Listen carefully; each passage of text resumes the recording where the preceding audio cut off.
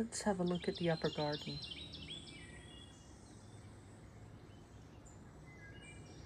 It's really, really hot and really, really humid. Quite unpleasant and enervating to be out here. We haven't had rain. We had a month of rain and then we haven't had rain for quite some time, so I'm watering, which means I need to come out and water for 20 minutes or so and then let the well recover. I don't think I'm going to have much in the way of sweet peas this year. I think this heat wave is going to kill them. The Monarda is quite beautiful. And this incredible hydrangea is just nuts. I do have some sweet peas getting going, but I don't think they'll last long. And my moonflower vine is growing like crazy. So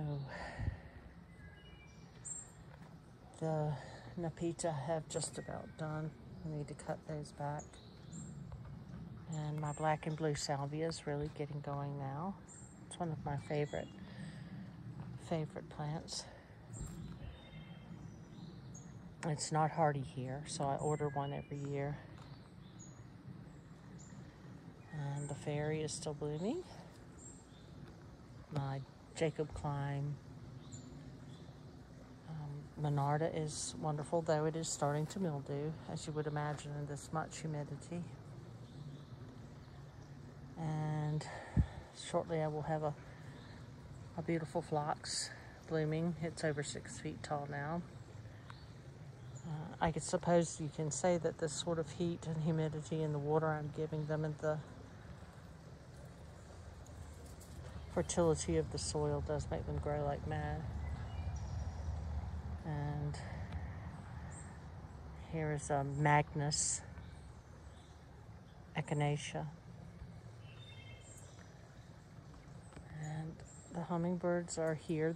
We haven't as many as we had last year as yet, but they are starting to, the numbers are starting to build. Here's an achillea. I would have to look to know the variety. I do put a lot of water on my phlox so that they will bloom well next year. And I'm going to have to stake up this oh goodness, salvia. It starts with an A. I can't think of it right. This Amistad. And my zinnias are starting to go. And this insane Eupatorium fistulosum is now, I would guess, at least 12 feet tall. And got a few snapdragons left. They're really a pretty color. Though interestingly, I see more and more vlogs of people who just don't like red and red toned things. And I do. Not in my house, not in my clothes, but in my garden I do. This is Crocosmia lucifer. And I just don't see how that could get much prettier.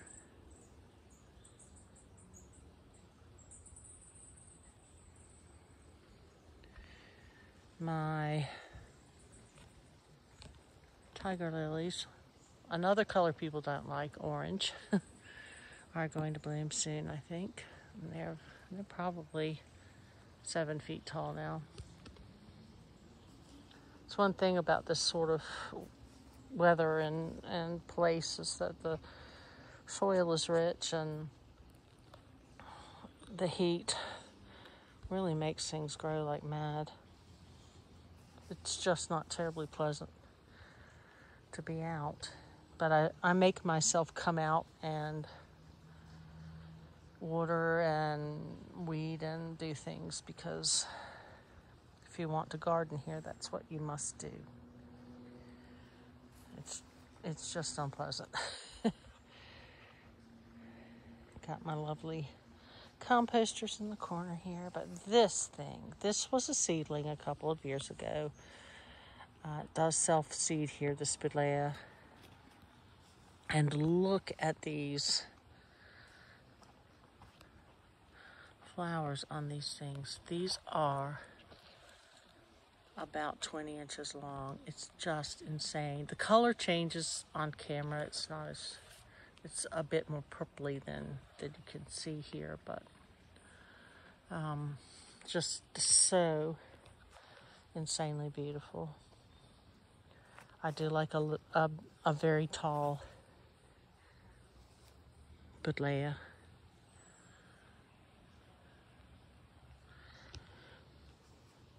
And so we can look back and get the big picture of it.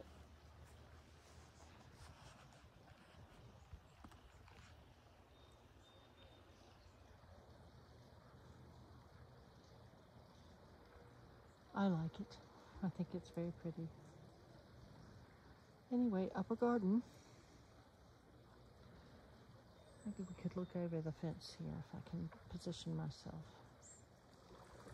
So this is the terrace garden going down to the lower garden, and you can see I'm having some trouble.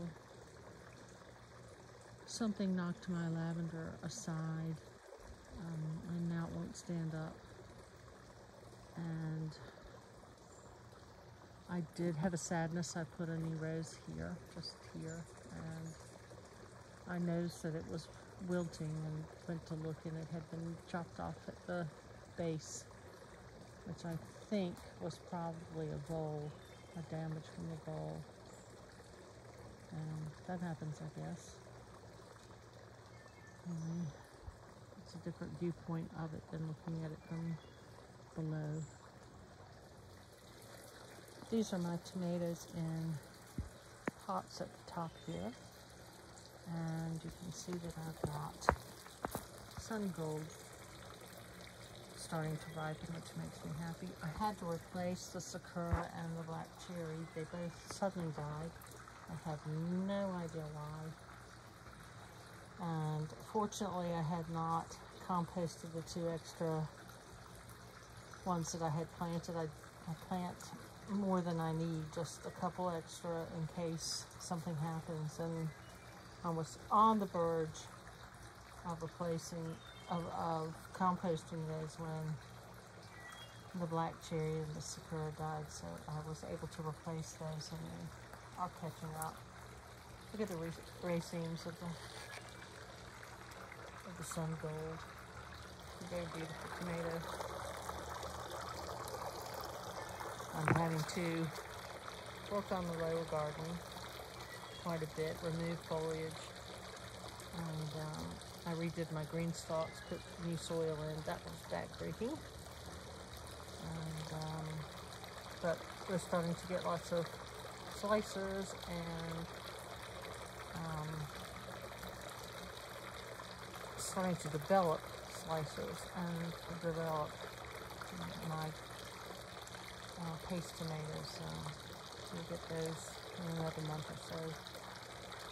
If I can stand the humidity long enough to pick them.